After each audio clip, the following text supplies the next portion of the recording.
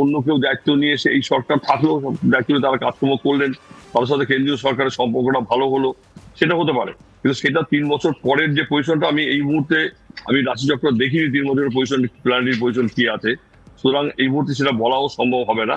কিন্তু 3 বছর পর্যন্ত যে চাপ, সেই চাপটা থাকবে।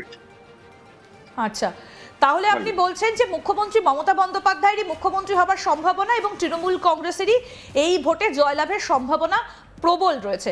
আমি একটু দুটো কেন্দ্র সম্পর্কে আপনাকে জানতে চাইছি যে ভবিষ্যৎ কি, একটা হচ্ছে ভবানীপুর, আরেকটা হচ্ছে নন্দীগ্রাম। এই দুটো কেন্দ্রের অবস্থান এবং পশ্চিমবঙ্গের সঙ্গে সম্পর্কটা রাশিচক্রের কি দেখা যাচ্ছে এই দুটো কেন্দ্রে? দেখুন, আমরা যদি মুখ্যমন্ত্রী হিসাবে মমতা ব্যানার্জিকে ধরে বিচার করি, হ্যাঁ, তাতে মুখ্যমন্ত্রী হিসাবে মমতা ব্যানার্জির ভবানীপুরে যদি জয়লাভ হয়, তাহলে শুভেন্দু অধিকারী পরাজিত হবেন। কিন্তু সেটা কালকেই আপনারা দেখতে পাবেন কি হয়। আশা করি শুভ অশুভ দুটোই বোঝা যাবে কালকে। আমি এটা নিয়ে তর্কের ভিতরে যাবো না। আচ্ছা, সেটা একেবারে ফলাফলের ওপরই আপনি ছেড়ে দিচ্ছেন, মানে সেভাবে আপনি বলছেন। আমি একটু জানতে চাই যে দুজনের, শুভেন্দু অধিকারী এবং মমতা বন্দ্যোপাধ্যায়ের সম্পর্ক কেমন থাকবে? দেখুন, আগে তো দিদি ভাইয়ের সম্পর্ক ছিল এবং এখনো পর্যন্ত সেই সম্পর্কটা আছে আমি মনে করি। তা রাজনৈতিক লড়াইতে একটা জায়গা থাকেই, হ্যাঁ, সেইখানটাতে কিন্তু দিদি যথেষ্ট চেষ্টা করেন তাকে সম্মান দিয়ে কথা বলার, এবং উনিও চেষ্টা করেন। রাজনৈতিক লড়াই যতই লড়াই থাক না কেন, তারা কিন্তু দুজনেই দিদি ভাই আমরা মনে করি, তারা কিন্তু কেউ কারো আলাদা নয়। কিন্তু সবার সামনে মঞ্চের ওপর উঠে আমরা যে কথাগুলো দেখি একজন আরেকজনের সম্পর্কে বলছেন, তাতে তো অনেক ক্ষেত্রে দেখা যায় যে এমন কথা রাজনীতির যারা রাজনৈতিক ব্যক্তিত্ব তারা বলেন যে সাধারণ মানুষের কাছে সেটা পৌঁছয়ে খুব খারাপভাবে একটা বক্তব্য উঠে আসে। যেমন বিভিন্ন বক্তব্য সমাজ মাধ্যমে ভাইরাল হয়, অনেক ক্ষেত্রে সেগুলো হয়তো না বললেই ভালো হতো। তো সেই নিরিখে জানতে চাইছিলাম যে এই আকচাকচিটা কি কিছুটা কমবে? দেখুন, ব্যাপার হচ্ছে কি, এটা এই টিভি মিডিয়ার সামনে বা না বললেই ভালো। তাও একটা জিনিস বলি, রাজনৈতিক উপরতলা নেতা, সে আপনি কংগ্রেস বলুন, সিপিএম বলুন, তৃণমূল বলুন, আমরা নকশাল আমলেও দেখেছি, নেতারা কিন্তু কেউ ফ্রন্টে লড়াই করলেও তারা আন্ডারগ্রাউন্ডে সবার সাথে সবার ডিরেকশন থাকে। হ্যাঁ, কেউ লেকচার দিতে গেলে সেই আগে, আমি নিজে দেখেছি, লেকচার দেওয়ার আগে বলে দেয়, দাদা তোমার ওখানে আমি কিন্তু লেকচার দেবো, কালকে আমার বক্তৃতা আছে, তোমাকে কিন্তু গালমন্দ করবো। তা সে গালমন্দ করার আগে বলে গিয়ে গাল করলো, পরের দিন আবার ওই নেতাই ওই যে নেতাকে গাল করলো, সেই ওখানে গিয়ে বক্তৃতা দিয়ে তাকে একটু গালমন্দ করে আসলো। হ্যাঁ, এই খেলা চলে, আগে চলেছে, আগেও ছিল, এখনো চলবে। এটা এই ব্যাপারে যে গালমন্দ করছে, ওটা কিন্তু কিছু মনে করার কিছু কারণ নেই, ওটা ঠিকই আছে আমি মনে করি। মানে সম্পর্কটা তলায় তলায় ঠিকই আছে, রাজনীতি করতে গিয়ে একটু এই ধরনের বিষয়গুলো সামনে আসে। আমি যদি একটু 29-এর কথায় আসি, আপনি 29-এর কথা বলছেন। এই পঞ্চম স্থানে বসে আছেন কেতু। এই কেতুটা পঞ্চম স্থানে থাকার জন্য একটা কনস্পিরেসি বা একটা ষড়যন্ত্র একটা সবসময় চলছে। কিন্তু বর্তমান টাইম অনুযায়ী যা দেখা যাচ্ছে, যে ষড়যন্ত্র চললেও এবার কিন্তু রাজ্য সরকার কিংবা মমতা ব্যানার্জি পুনরায় আবার তিনি নির্বাচনে জিত হবে এবং তিনি সরকার গড়বেন। কিন্তু পরিমাণটা যেটা আমরা 200 বা 240 এবং যাই বলুক, যেটা আমার হিসাবে 170, 180, ম্যাক্সিমাম 190 উঠতে পারে, এর বেশি নয়। কারণ যে সমস্ত স্টেবলজিস্ট যারা এগুলো বিচার করে বলছে যে বিজেপি পাওয়ারে আসে, আমি জানি না তারা কোন হিসাবে বলেছেন, কিন্তু আমার জ্যোতিষবিদ্যা অনুযায়ী, মান্ডেন অ্যাস্ট্রোলজি অনুযায়ী, কিন্তু মমতা ব্যানার্জি পুনরায় তিনি পশ্চিমবাংলার মুখ্যমন্ত্রী হবেন, এই ব্যাপারে আমি আমার অন্তত নিশ্চিত। এর আগেও আমি আপনাদের এতে প্রেডিকশন করেছি, তাতে কিন্তু আমার হিসাবে ভুল হয়নি। এইবারও মনে হয় হিসাব ভুল হবে না। শ্যামল বাবু, অর্থাৎ আপনি বলছেন যে এই মুহূর্তে গ্রহ নক্ষত্রের যা অবস্থান, তৃণমূল কংগ্রেসের পক্ষেই যাবে ভোটের ফলাফল। একদম একদম তাই যাবে এবং তিনি পুনরায় মুখ্যমন্ত্রী হবেন, এই ব্যাপারে নিশ্চিত।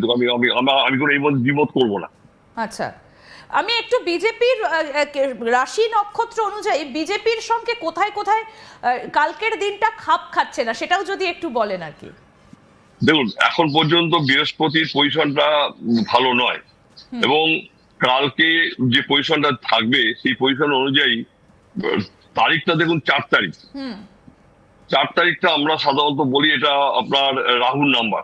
আচ্ছা, তো রাহুর যেহেতু পজিশনটা ভালো নয়, রাহু যেহেতু শনি মঙ্গল এবং বিশেষ করে বৃহস্পতি কানেকশন রয়েছে, রাহু কিন্তু ডিস্টার্বেন্স করবেই একটা, এবং সেটা সমস্ত ভোট পাকিয়ে দিতে পারে। যত পরিকল্পনা যা আছে সেটা কিন্তু একটা জট পাকাবার সম্ভাবনা রয়েছে। এই হিসাবে কিন্তু আপনার আমি বলবো বিজেপির পজিশনটা ভালো নয়।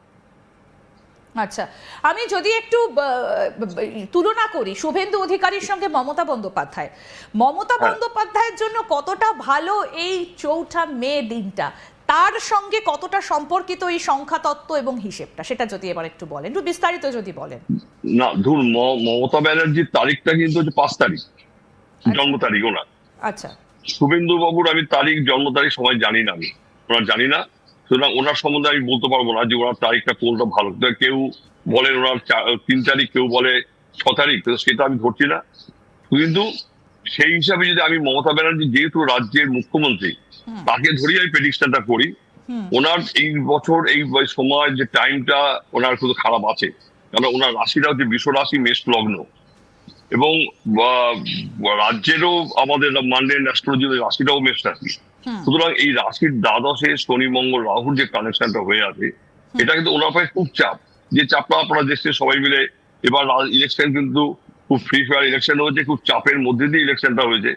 এত ইলেকশন চাপের মধ্যে হলেও উনি কিন্তু বা ওনার যে সময় অনুযায়ী আমার মনে হয় ওনার টাইমটা কিন্তু ভালো, উনি জিতবেন এবং উনি সরকার গঠন করতে পারবেন।